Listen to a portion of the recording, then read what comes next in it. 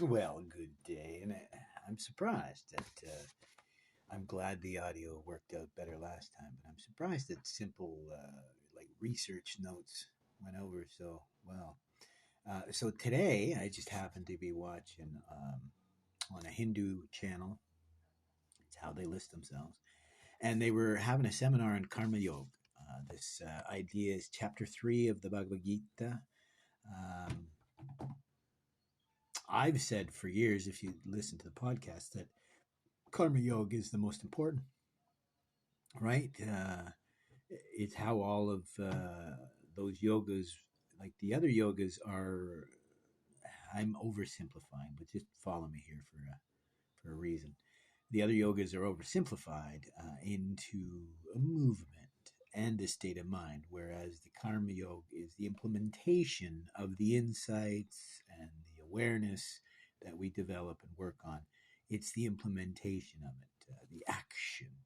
And so I just wanted to share first of all, I love that they're looking at karma yoga and its importance, not just in practice, but how universal it can be. Because they mentioned Swami Vivekananda, because I've said that he talked about the importance of seeing resonance, no matter where it was. He mentioned Christ's teaching, Jesus's teachings in the Bible, and I'm going to give you examples of that, and strings that you can pull on if you're interested. Now, first, it was the quote that really resonates for me. This is from a lecture that Swami Vivekananda gave on Raja Yoga. I guess you'd call it like the royal yoga or the crowning yoga. And the quote goes, and I quote, take up one idea, make that one idea your life. Dream of it, think of it, live on that idea. Let the brain, the body, muscles, nerves, every part of your body be full of that idea, and just leave every other idea alone. This is the way to success, and this is the way great spiritual giants are produced. And really, he was great. I don't know if I'd say rhetoric, but he really was trying to get people to think. So I don't think he really means to get rid of everything. I think it fits with Nietzsche's philosophy that if you over specialize, and that's where I'm seeing in philosophy, there's too many people that study just one philosophy and very few that will study many. I know of the one guy I told you, he's got a degree in New Testament theology, but he teaches Tibetan Buddhism. It's just weird, right? Or the other example would be Swami Ji, the New York Vedanta Society. I love him, listen to his teachings all the time, but I think he missed an opportunity. Right? Swami Vivekananda said that, hey, there's a synergy in the Christian teachings. There's 2.5+ billion people on this planet that believes in that teaching. Here's a little, you know, reaching out across the aisle, as it were. Instead of going to Harvard to learn about Tibetan Buddhism, I think he probably would have been well served to learn not just the Bible, maybe some Greek and Hebrew, as I've shown how valuable it can be. But as I said, the episode talked about karma yoga. To me, it really resonates with the Via Activa of Hannah Arendt and her book, The Human Condition. I highly recommend it. I made a note myself, since I'm working on the tragedy of trauma. I would say, since yoga means this yoke, to reconnect with God, right? Remember, it's a connection that's already there, like I explained to the wife. Think of it as you move into a house and the wiring is in place for the phone. So all you need to do is plug in a phone to connect to the network, as it were.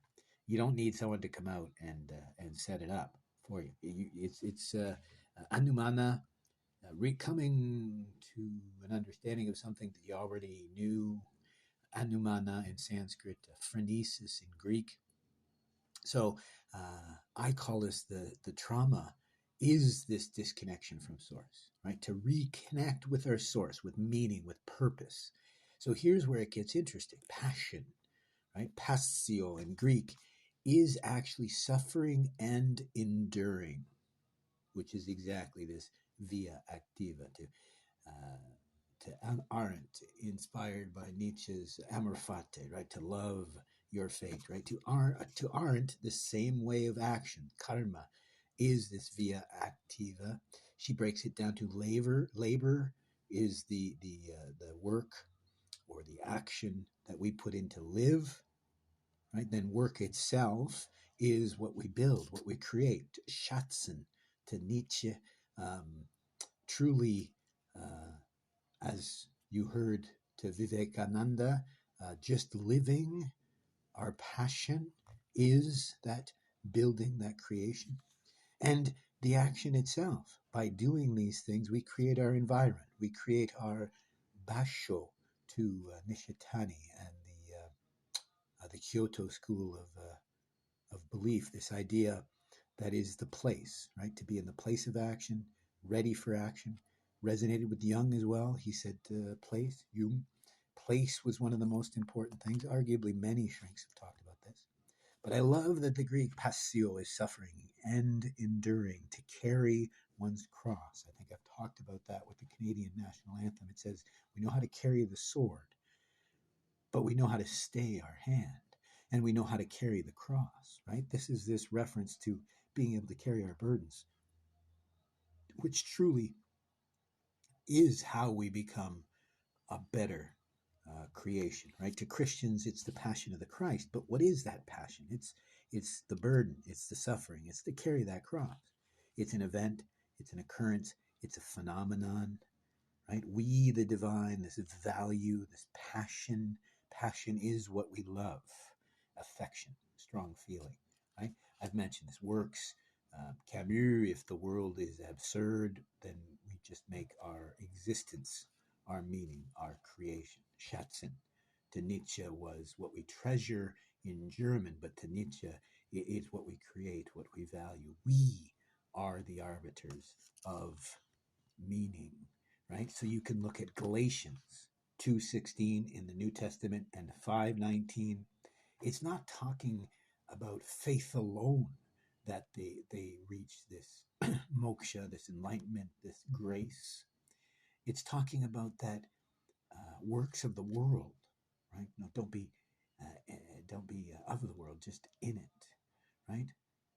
Galatians 2:16, 5:19 show us that it's actually saying that the law doesn't teach what's proper. What is proper is this discernment that we all have.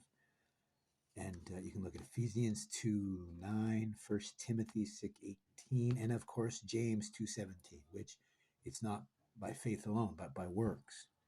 And if you really truly read it, it's not an argument. They almost agree, right? It's not by faith in the law, which is the law of the world, that we find grace, that we find enlightenment, knowledge, wisdom. It's actually through a transcendent experience. I've talked about this mystical experience in philosophy, or to the atheists like Arendt. It could simply be this idea of the intuition. To William James, the extra consciousness, something outside of ourselves, the radical empiricism. But I just thought I'd share that little vignette that once again, this synergy's taken 100 years for some of them to note. But I thought I'd share that with you. Thank you for your time.